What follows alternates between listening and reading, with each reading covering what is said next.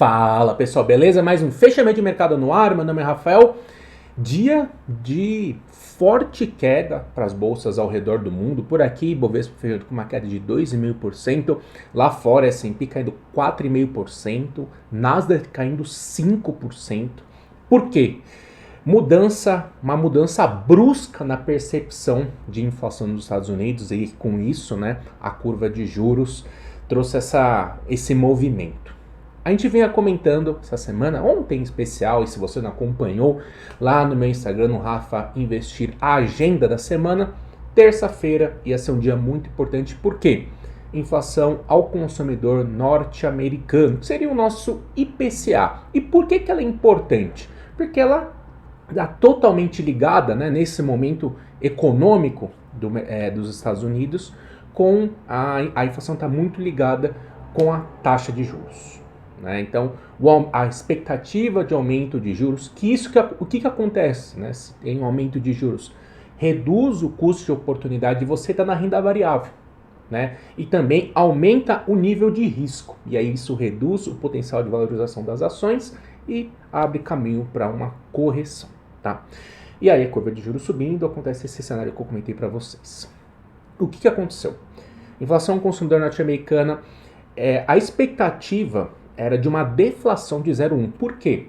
Porque o preço da gasolina, dos combustíveis em queda, né? Vinha de um processo de queda. Teve uma volatilidade, né, do petróleo e tal, mas se você colocar na conta, né, a média, assim, foi uma média para baixo dos combustíveis. Então a expectativa até mesmo era de uma queda ainda maior do que a deflação esperada de 0,1. E o que aconteceu? Veio uma alta de 0,1. Né? E aí, se você tira os eventos mais voláteis do índice de inflação, que a gente chama de núcleo de inflação, porque aí para a gente entender um pouquinho mais os preços livres, é o que afeta mais o nosso bolso. Né? Ali foi um cenário bem complicado. Veio uma alta de 0,6 e o mercado está esperando 0,3. E o que impulsionou essa inflação nos Estados Unidos? Preço de aluguéis subiu bem. Isso é um componente bem importante da renda, né? De qualquer país, mas é um componente bem importante também nos Estados Unidos de PIB, essas coisas. Então, uma desaceleração, né? A hipoteca é algo bem importante. Então, isso tira de fato um aumento dos aluguéis, retira de fato dinheiro do bolso do norte-americano, né? E de qualquer cidadão do mundo, né? Veículos novos, né? E assistência médica. Então, em especial aluguéis, tá? Os aluguéis pressionaram bastante. E aí, o que isso preocupa o mercado? Por quê? Isso é uma bola de neve, né? Os aluguéis, eles vão continuar. A tendência é que continue esse movimento de alta e para o final do ano, começo do ano que vem, a gente tem os reajustes salariais, que isso os Estados Unidos se passou, foi na década de 70, na década de 80, a preocupação com o reajuste salarial. Isso vai ter um impacto bem importante no começo do ano que vem. Então isso somado, né, preço dos aluguéis pressionados, a queda dos combustíveis, que, querendo ou não, teve seu efeito, mas muito mais na parte de núcleo. Você vê que os preços estão altos, né? Teve um repasse dos aumentos dos combustíveis nos preços. Não é um cenário fácil. E que aconteceu? Né? Dia 21 de setembro, né? Famosa semana que vem, quarta-feira que vem, tem reunião do Fed. E existia expectativa, tá? Tinha uma expectativa até razoável, em metade a curva de juros estava precificando metade, pelo menos, na metade, um aumento de 50 pontos. Isso foi zerado hoje. Zeraram. 75 pontos está colocado na conta, vai ser um aumento de setembro. E o que a gente tem que tirar também de lição desses dados de inflação? Que o Fed, que já vinha se preocupando bastante com a inflação, ele deve apertar ainda mais o passo. Né? Só se o presidente do Fed muda totalmente o discurso mais uma vez, mas a sinalização é essa. E aí o que acontece? o que a curva começa a precificar e por que o mercado caiu forte por conta disso? Um aumento de 75 pontos na reunião de 2 de novembro. Né? E um aumento de 50 pontos lá de 14 de dezembro. Então, jogando a taxa de juros norte-americana naquela faixa de 4,5 e 4,75. Né? Que está acima da expectativa do mercado. O mercado, né, até ontem, estava precificando algo próximo de 4%. Né, e para o ano que vem, chegar a 4%, parar por ali, até mesmo ter um corte no final de 2023. Então as coisas viraram forte, né, um nível de aversão ao risco por conta dessa movimentação brusca da curva de juros, trouxe esse efeito negativo para as bolsas. Eu tinha os gráficos aqui para mostrar, mas eu acho que da curva de juros, como é que tá, mas eu acho que também fica muito específico, muito técnico, mas enfim, foi uma puxada bem razoável. Quem tiver curiosidade de ver, eu fico convite de você ir num blog, é um blog excelente sobre mercado financeiro, chama Zero Hedge de proteção, zero de zero e hedge proteção, zerohedge.com, né? Então vale a pena dar uma olhada lá, tem uns gráficos bem interessantes, tá? Não podemos esquecer que a taxa de juros norte-americana está entre 2,25 e 2,50, então projeção de aumento aí forte. Então essa é a explicação, né? Assim, tudo que a gente passou no Brasil, né, entre ano retrasado e o ano passado, o mercado norte-americano está sofrendo isso. Então é a mesma ideia, aumento da expectativa de inflação, que aumenta a curva de juros, que reduz o apetite por bolsa. Beleza? Tranquilo? Então, vamos lá começar aqui, passar pelo S&P, né, e depois falar um pouquinho do nosso querido Ibovespa. Vamos lá. Bom, aqui está o S&P. Queda hoje brutal do S&P. O que a gente tem? Vamos começar aqui, né? A gente tem um suporte muito importante que é esse 3.900. Por quê? Foi o topo rompido que abriu o caminho para essa recuperação no curtíssimo prazo. Volume acima da média nessa queda. Então a expectativa de fato é que esse viés de alta de curtíssimo prazo ele tem tudo para ser anulado. Então perder esse 3.900 e quem sabe voltar para esse último fundo, onde oferece uma boa oportunidade de compra, tá? Vem oferecendo, né? Oferecer uma boa oportunidade de compra aí nesse ano. Aqui, como a gente falou diversas vezes, era momento de fazer parcial, zerar S&P, eu pelo menos tirei, 70 e poucos por cento da minha participação que eu tinha S&P nesse movimento de alta aqui. Tem um pouquinho só que se voltar para cá, eu pretendo buscar uma oportunidade de compra, né, nesses 6. Eu pensei que ia ser uma queda um pouquinho maior. E com esses dados de inflação, acho que tem tudo para vir para cá ou até mesmo acelerar um pouquinho mais de venda. Né? O mercado ele estava muito otimista com relação à inflação, que nem aconteceu aqui no Brasil, né? E aí teve uma reversão muito forte da percepção e isso traz esse movimento aí de bolsa. Beleza? Bom, dito isso, vamos falar um pouquinho do nosso Ibovespa, né? Ibovespa, forte queda.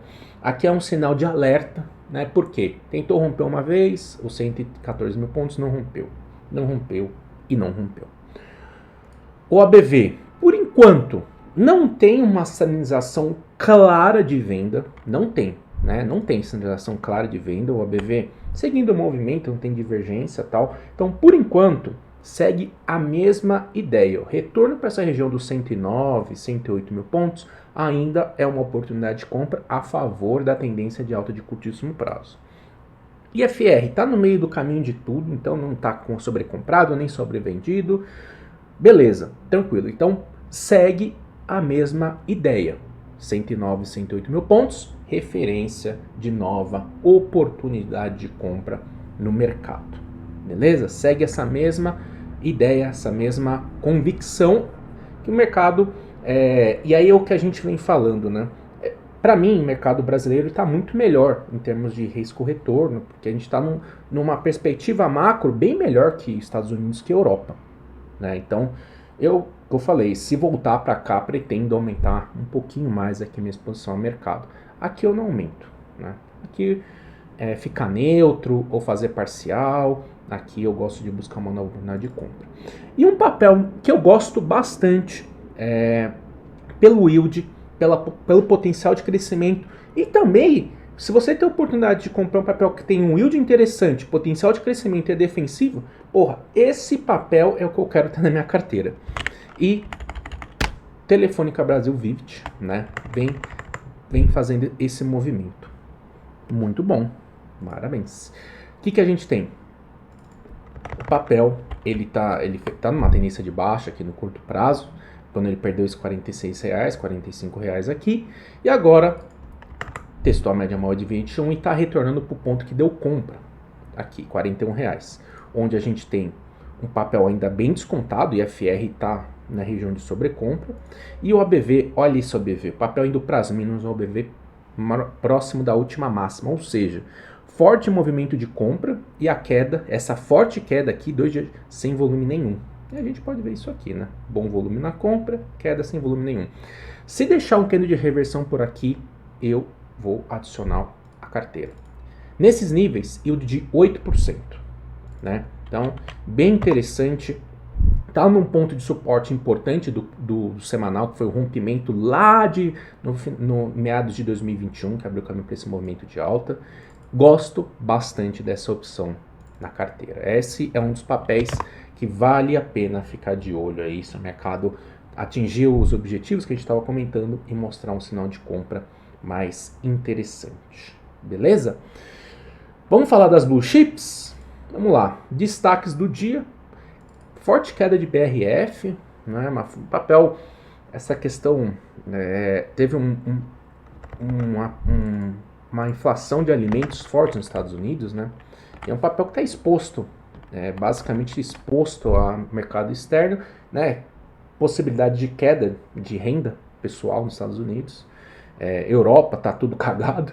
Então esse é um papel que infelizmente eu não quero ter exposição nesses momentos não. Prefiro ter exposição Brasil, né? CSN, se perder esses R$13, acelera a venda. Foi uma queda com volume abaixo da média.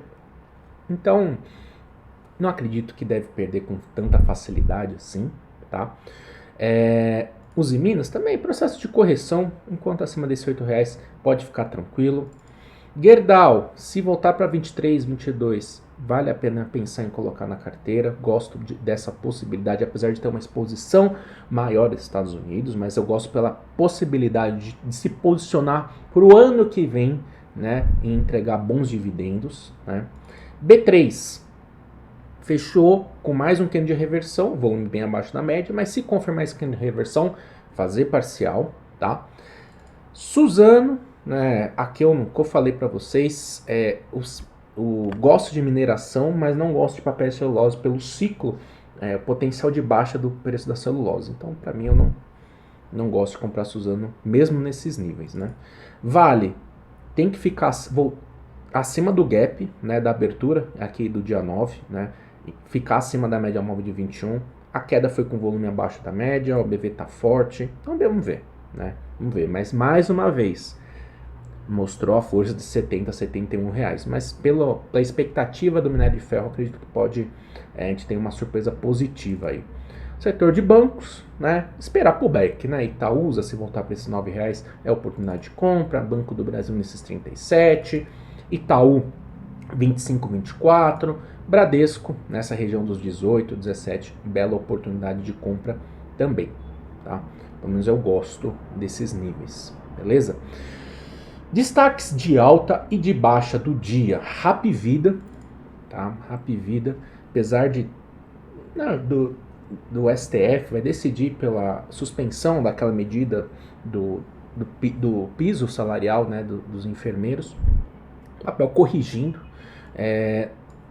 Gosto de pensar numa compra no papel por aqui. Esse também é um papel que eu pretendo colocar na carteira. Gap de alta, tendência de alta no curtíssimo prazo, está no fundo importante do semanal, né? A gente está falando aqui das mínimas de 2020, então gosto bastante de pensar em colocar o papel na carteira sim, né?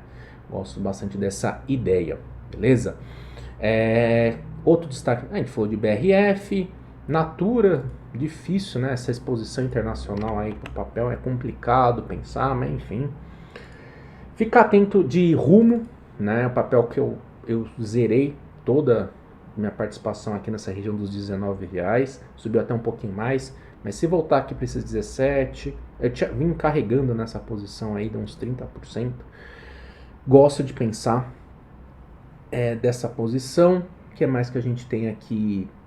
E tenda, né, do setor aí, construção de baixa renda. Quem sabe esse retorno das R$6 pode ser uma oportunidade de compra aí para adicionar esse setor no papel, esse setor na carteira. Eu prefiro muito mais Cyrela e tal, mas é um risco bem maior, né? Um risco bem maior, mas vale a pena tomar um risco retorno interessante. E dos shoppings, Multiplan, se fechar esse gap aqui, a gente está de olho para compra. Tranquilo? Beleza? Bom, esses são os destaques de alta, destaque de baixa, né, do dia. Deixa eu ver. Destaque de alta, MRV segue o movimento de alta aí e tal. Não teve muito destaque de alta, né? O dia foi bem negativo para as bolsas, né? BB Seguridade, aqui aqui para R$27 eu acho bem interessante. Eu não sou comprador de BB Seguridade não. Nesses níveis aqui não me interessa tanto. Beleza? Tranquilo? E um dos destaques de alta do dia foi o dólar. Né? O dólar rasgou, né, por conta do resultado. Mostrou a força do suporte por aqui. E foi um dia legal de trabalhar na compra, né? O setup funcionou direitinho, né? Qual que foi a previsão do ajuste de hoje? 216. 216, beleza. 216. Hoje foi um dia legal, por quê? O setup ficou comprado acima do ajuste. Acima da abertura. Abriu lá no 105, né? Então, começo do dia é tentar trabalhar acima da abertura na compra, né? Ficou acima da abertura, comprou, beleza. Pegou a parcial, comprou mais uma vez, aumentou a exposição, fez a parcial, comprou mais um pouquinho acima do ajuste, aí pegou o stop do restante da operação, aí fez esse movimento. Esse movimento aqui foi muito bom. Por quê? Falhou e rompeu a abertura, comprou mais uma vez o 106, 107, fez a parcial. Quando saiu o número, né, fez isso aqui. Rasgou. Aí deu pra garantir o dia aí, bem interessante, com um contratinho, né? Foi um contratinho, o risco retorno estava interessante para essa compra, tava com um contrato, né? Não ia me machucar, não ia acontecer nada, beleza. Deu outra oportunidade de compra, né? Depois aí, umas 10h30, 11 horas aqui, nesse retorno para as médias, aqui nesse 180, aqui ó, 170 aqui ó. 80, 78, 77, enfim, deu para aproveitar aí o dia, né, as compras aí, em vista desse movimento forte de alta do dólar. Ainda estamos numa região, agora estamos numa região de resistência, né, e o dólar tá perdendo a força de compra, né, o ajuste foi de 200, Rafael, não lembro do ajuste. O ajuste foi 216, né? 216, beleza. Ajuste 216. Então, ajuste 216.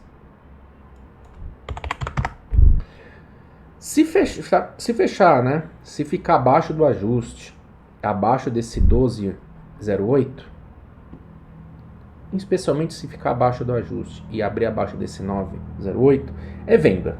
Né? Então, estamos numa resistência importante, tal. Mas se abrir rompendo esse 220, eu vou em busca da compra. Por quê?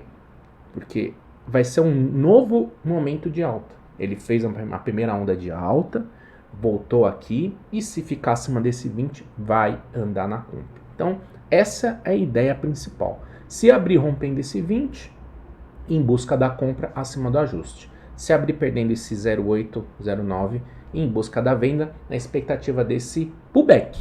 E aqui, nesse 80, 70, ficar de olho para zerar a operação e ao longo do dia buscar uma oportunidade de compra na contratendência. Beleza? Bom, então é isso, pessoal. Foi um dia importante por conta dessa expectativa de inflação. Amanhã tem inflação ao produtor norte-americano. A mais importante foi de hoje, do consumidor. Não deve fazer tanto efeito, só se trazer um número muito abaixo do esperado. Aí pode reverter tudo, né? Tem que ficar de olho ainda, né? Se você não viu a agenda econômica da semana, vá lá no meu Instagram, no Rafa Investir. Mas amanhã, bem importante, 9h30, inflação ao produtor norte-americano. Tranquilo? Beleza? Então é isso, pessoal. Um grande abraço e até mais.